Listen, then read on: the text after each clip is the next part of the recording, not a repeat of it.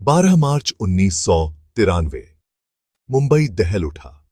यह दिन मुंबई के इतिहास में एक काले अध्याय के रूप में दर्ज हो गया। 1993 के मुंबई बम धमाकों के बाद पूरा शहर अराजकता और हिंसा के दौर से गुजर रहा था। अंडरवर्ल्ड के अलग अलग गुटों के बीच खूनी गैंगवार अपने चरम पर थी। दाऊद इब्राहिम ने अपनी ताकत और खौफ बनाए रखने के लिए अपने सहयोगियों को सक्रिय कर दिया था। अब्बू सलेम, जो हाल ही में डी कंपनी का प्रमुख बना था, ने मुंबई की गलियों में आतंक फैलाने के लिए सैकड़ों ऑटोमेटिक हथियार मंगवाए। इनका उद्देश्य था दाऊद के दुश्मनों और उसके खिलाफ जाने वालों का सफाया करना। इस दौरान 4 बड़े मर्डर हुए, जिनमें एक प्रमुख व्यवसायी प्रतिवत जैन, फिल्म निर्माता जावेद सिद्दीकी, चेंबूर के प्रसिद्ध बिल्डर कुकरेजा और एक और बड़ी हस्ती शामिल थे। इन हत्याओं ने मुंबई को दहला दिया। मुंबई पुलिस बम धमाकों के बाद अंडरवर्ल्ड को खत्म करने की कोशिश में जुटी हुई थी, लेकिन डी कंपनी के शार्प शूटर्स सलीम हड्डी और राजेश इग्वे खून की होली खेल रहे थे। तभी पुलिस को एक बेहद चौंकाने वाली खबर मिली। रिपोर्ट के अनुसार अब्बू सलेम और दाऊद के शार्प शूटर्स ने शिवसेना सुप्रीमो बाला साहेब ठाकरे की हत्या की योजना बनाई थी। यह योजना इतनी खतरनाक थी कि पुलिस विभाग के सभी अधिकारी सकते में आ गए। तुरंत सभी उच्च अधिकारियों, कमांडो और विशेष एनकाउंटर विशेषज्ञों को कार्रवाई के लिए बुलाया गया। यह बड़ा ऑपरेशन इस वजह से जरूरी था क्योंकि बाला साहेब ठाकरे की जान को खतरा पैदा करने वाला शूटर कोई साधारण अपराधी नहीं था। वह राजेश इग्वे था, जो न केवल एक प्रशिक्षित कमांडो था बल्कि कभी मुंबई पुलिस का हिस्सा भी रह चुका था। राजेश इग्वे, पुलिस से अपराधी तक का सफर। राजेश इग्वे का नाम सुनते ही पूरा पुलिस विभाग सतर्क हो गया, क्योंकि वह न केवल एक पूर्व पुलिसकर्मी था बल्कि एक कमांडो के रूप में प्रशिक्षण प्राप्त कर चुका था। अब सवाल यह था कि आखिर इग्वे, जो एक समय पुलिस का हिस्सा था, अंडरवर्ल्ड का हिस्सा कैसे बना? उसने दाऊद और अब्बू सलेम के साथ हाथ क्यों मिलाया और क्यों उसने बाला साहेब ठाकरे की हत्या की योजना बनाई? मुंबई पुलिस की कार्रवाई। मुंबई पुलिस ने न केवल अंडरवर्ल्ड को कुचलने का प्रयास किया बल्कि खुद पुलिस विभाग में मौजूद उन अधिकारियों पर भी कार्रवाई शुरू की जो अंडरवर्ल्ड से जुड़े हुए थे। मुंबई के तत्कालीन पुलिस कमिश्नर अमरजीत सिंह समरा ने उन पुलिसकर्मियों की सूची तैयार की जो अपराधियों के साथ सांठ-गांठ रखते थे। ऐसी 18 पुलिसकर्मियों की पहचान की गई, जिनमें राजेश इग्वे का नाम भी शामिल था।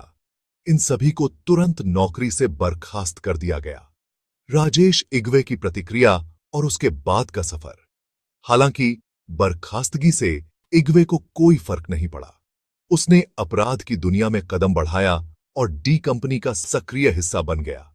इग्वे की कहानी सिर्फ एक भ्रष्ट पुलिसकर्मी की नहीं, बल्कि उस व्यक्ति की है जिसने अंडरवर्ल्ड का खतरनाक चेहरा बनकर मुंबई को दहला दिया। 1990 के दशक में मुंबई न केवल बम धमाकों और गैंगवार से जूझ रहा था, बल्कि अपने भीतर बैठे खतरनाक गद्दारों से भी लड़ रहा था। यह कहानी न केवल अपराध और आतंक की है, बल्कि उस संघर्ष की भी है जिसमें पुलिस ने अपने ही विभाग के गद्दारों के खिलाफ कार्रवाई की और अंडरवर्ल्ड के आतंक को खत्म करने का बीड़ा उठाया। राजेश इग्वे। ईमानदारी से अपराध तक का सफर। राजेश इग्वे, जो एक सामान्य और मेहनती परिवार से था, ने ईमानदारी और कड़ी मेहनत के बल पर मुंबई पुलिस में भर्ती होकर अपने करियर की शुरुआत की। अपनी नौकरी के शुरुआती वर्षों में वह एक आदर्श पुलिसकर्मी था जिसने कमांडो ट्रेनिंग तक ली, लेकिन समय के साथ उसका झुकाव गलत दिशा में बढ़ता गया। अंडरवर्ल्ड के बड़े नाम जैसे दाऊद इब्राहिम, छोटा राजन, अरुण गवली और अमर नाइक के साथ उसके संपर्क बन गए। वह उनके गैर कानूनी कामों पर पर्दा डालने के लिए पैसे लेने लगा और लोगों को धमकाने लगा।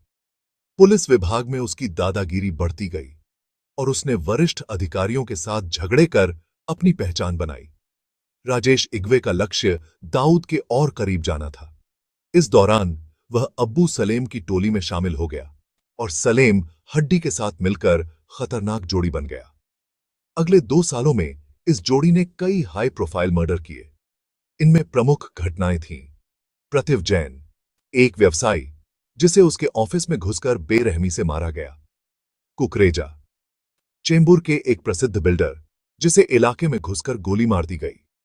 जावेद सिद्दीकी, बॉलीवुड का नामी प्रोड्यूसर जिसने अनिता अयूब, जो दाऊद की करीबी थी, को अपनी फिल्म से हटाया था। इन हत्याओं के बाद मुंबई के अमीर वर्ग में भय का माहौल बन गया। यह खबर तेजी से फैली कि डी कंपनी का एक नया और बेहद खतरनाक शूटर शहर में आया है। राजेश इग्वे न केवल गोली चलाने में माहिर था, बल्कि इतनी बेरहमी से वार करता था कि वह एक दहशत का पर्याय बन गया। धार्मिक विभाजन और अंडरवर्ल्ड का नया पैटर्न 1993 के बम धमाकों के बाद मुंबई अंडरवर्ल्ड में एक नया और खतरनाक बदलाव देखने को मिला। अंडरवर्ल्ड के दो प्रमुख गुटों, हिंदू डॉन छोटा राजन गुट और मुस्लिम डॉन दाऊद गुट के बीच धर्म के आधार पर दीवार खड़ी कर दी गई।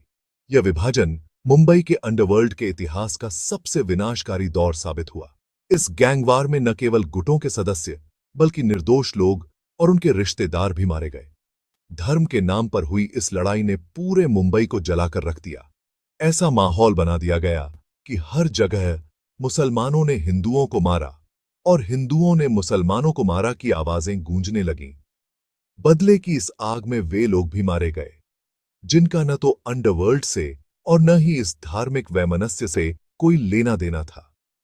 बाला साहेब ठाकरे पर खतरा अंडरवर्ल्ड की इस नई रणनीति के तहत अब्बू सलेम को अपने आकाओं से शिवसेना सुप्रीमो बाला साहेब ठाकरे की हत्या का आदेश मिला।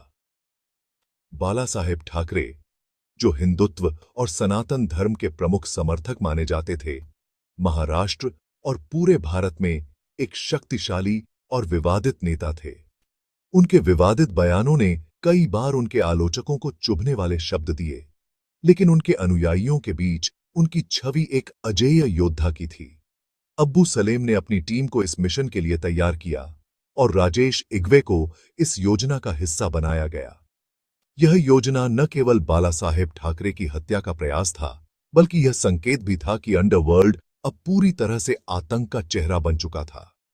राजेश इग्वे, जो खुद एक समय पुलिस का हिस्सा था, अब पुलिस और राजनीति के सबसे बड़े दुश्मन के रूप में सामने आया।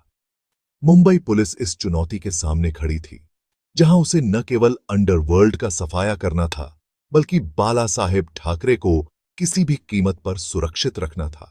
बाला साहेब ठाकरे की हत्या की साजिश और राजेश इग्वे का अंत अब्बू सलेम ने शिवसेना प्रमुख बाला साहेब ठाकरे की हत्या का षड्यंत्र रचने के लिए राजेश इग्वे को चुना। इस निर्णय के पीछे दो कारण थे। पहला, राजेश इग्वे हिंदू था और बाला साहेब ठाकरे तक आसानी से पहुंच सकता था। दूसरा, वह मौत से डरता नहीं था। इसके अलावा पुलिस में अपनी पूर्व सेवा के कारण उसके पास कई स्रोत थे, जिनका उपयोग करके उसने बाला साहेब ठाकरे से मिलने का अपॉइंटमेंट लिया। यह बैठक 7 नवंबर 1995 को तय की गई थी। योजना के अनुसार राजेश इग्वे बाला साहेब ठाकरे के ऑफिस में उनके सामने बैठकर उन पर गोली चलाने वाला था, लेकिन किस्मत ने इस बार अलग खेल रच दिया। मुंबई पुलिस को मिली गुप्त सूचना 7 नवंबर की सुबह। मुंबई पुलिस को एक मुखबिर से सूचना मिली कि बाला साहेब ठाकरे से मिलने वाला व्यक्ति अब्बू सलेम का आदमी है और वह उनकी हत्या करने की योजना बना रहा है। इस जानकारी ने पुलिस महकमे में हड़कंप मचा दिया। पुलिस का उद्देश्य स्पष्ट था, राजेश इग्वे को बाला साहेब ठाकरे तक पहुंचने से पहले ही रोकना। पूरे मुंबई में नाकाबंदी कर दी गई। पुलिस कॉलोनियों को छावनियों में बदल दिया गया, क्योंकि राजेश अक्सर इन्हीं कॉलोनियों में छिपता था। राजेश इग्वे का एनकाउंटर राजेश इग्वे जब तारदेव पुलिस कॉलोनी से बाहर निकला, तो पुलिस ने चारों तरफ से उसे घेर लिया। क्राइम ब्रांच के इंस्पेक्टर कादर खान ने उसे आत्मसमर्पण करने के लिए कहा, लेकिन राजेश भागने की कोशिश करने लगा। भागते हुए उसने अपनी रिवॉल्वर निकालकर गोली चलाने की कोशिश की, लेकिन कादर खान ने तेजी से प्रतिक्रिया करते हुए धड़ाधड़ गोलियां चलाईं। राजेश इग्वे वहीं ढेर हो गया। इस तरह बाला साहेब ठाकरे की जान बचा ली गई और अब्बू सलेम का यह घातक षड्यंत्र नाकाम हो गया। राजेश इग्वे की कहानी एक ऐसे व्यक्ति की थी जो ईमानदारी और कर्तव्य निष्ठा के साथ शुरू हुई, लेकिन लालच और अपराध की दुनिया में जाकर खत्म हो गई। उसका अंत न केवल एक अपराधी के जीवन की समाप्ति थी, बल्कि यह भी एक संदेश था कि मुंबई पुलिस की सतर्कता और कार्रवाई से अपराधी कितना भी चालाक क्यों न हो, कानून के शिकंजे से बच नहीं सकता। इस तरह 7 नवंबर 1995 का दिन न केवल बाला साहेब ठाकरे की सुरक्षा का दिन साबित हुआ, बल्कि मुंबई पुलिस की निष्ठा और तत्परता का भी गवाह बना।